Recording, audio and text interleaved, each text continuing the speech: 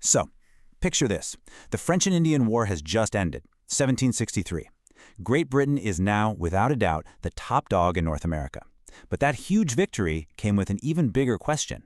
What do you do with this massive new territory? A territory that's already home to powerful native nations, and at the same time is being eyed by thousands of land-hungry colonists. The answer they came up with? It was a line on a map. And that one line, well, it would set the stage for a revolution. For decades, there was this kind of idealized image of peace, and it was all embodied by William Penn's great treaty with the ALineOnAMap people. I mean, the famous philosopher Voltaire even wrote about it, calling it this one-of-a-kind moment of unbroken faith, a promise of friendship forever. It's a really powerful, peaceful image, right? But was it the whole story? Yeah, not quite. While Penn's treaty was a great symbol, the day-to-day reality of how colonists and native nations got along was way more complicated. It wasn't really about one single promise made under a tree. It was about a pragmatic, constantly evolving alliance called the covenant chain, a relationship that needed nonstop work, diplomacy, and negotiation just to keep it from falling apart. So, if we really want to get why everything went so wrong after 1763, we first have to understand the systems that were working before the war, the very systems that the British were about to completely shatter. The covenant chain wasn't some dusty old document. Think of it as a living relationship, a continuous series of meetings and agreements between the English and the very powerful Iroquois Confederacy.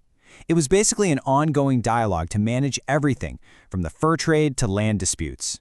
The whole thing was built on this idea of mutual respect and the understanding that both sides had real power. And the philosophy behind this whole thing is just beautifully captured in the two-row wampum belt. See, the two purple rows of beads you see here symbolize two different vessels. One is an Iroquois canoe, and the other is a European ship. The idea is that they're traveling side by side down the river of life. They're separate but equal. Each one respects the other's laws and customs, and, this is key, neither one tries to steer the other's vessel.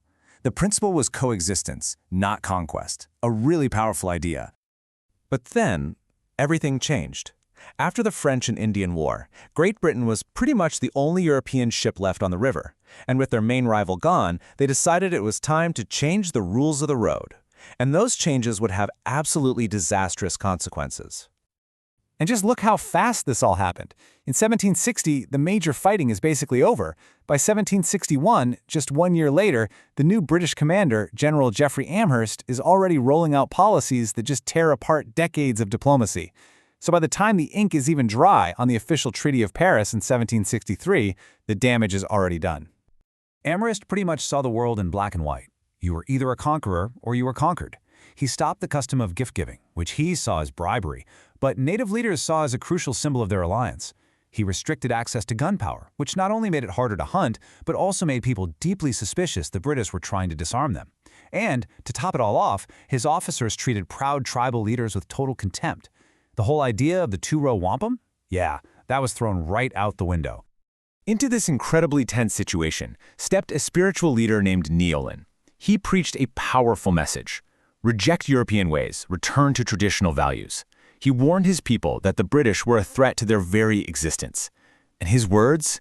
They spread like wildfire, giving a spiritual backbone to what would become a war of resistance. And in 1763, that war exploded.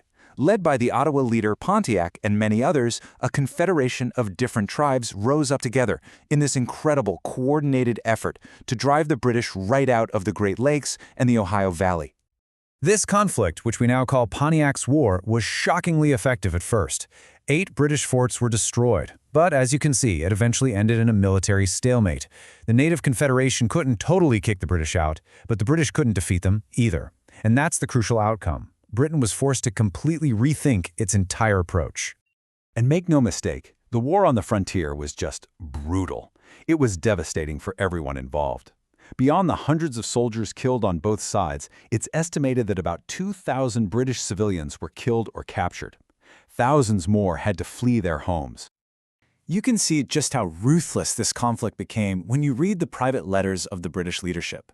I mean, here you have General Amherst, the guy in charge, openly wondering if they could use smallpox as a biological weapon against the tribes he was fighting. And his subordinate, Colonel Henry Bouquet, replied with this chilling enthusiasm, basically saying he'd give it a shot. And this wasn't just talk. Officers at the besieged Fort Pitt had in fact already tried something similar. They gave 2 blankets and a handkerchief from their smallpox infirmary to Delaware leaders during peace talks. So the sheer violence and the incredible cost of Pontiac's war sent shockwaves all the way back to London. The British government suddenly realized that Amherst's policies had been a catastrophic failure. They needed a new plan, a permanent solution to prevent another, even costlier war. And that solution was the Royal Proclamation of 1763. What it did was, on paper, pretty simple. It drew a line right down the spine of the Appalachian Mountains. Everything to the west of that line was now a huge Indian reserve. Colonists were forbidden to settle there. From now on, only the Crown could negotiate for that land.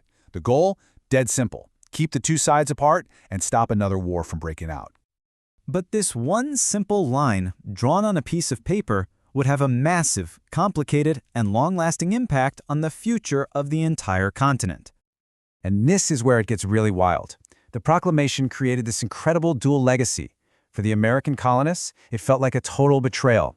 They had just fought and died to win all this western land from France, and now their own king was telling them it was off limits. That anger became a major reason for the American Revolution.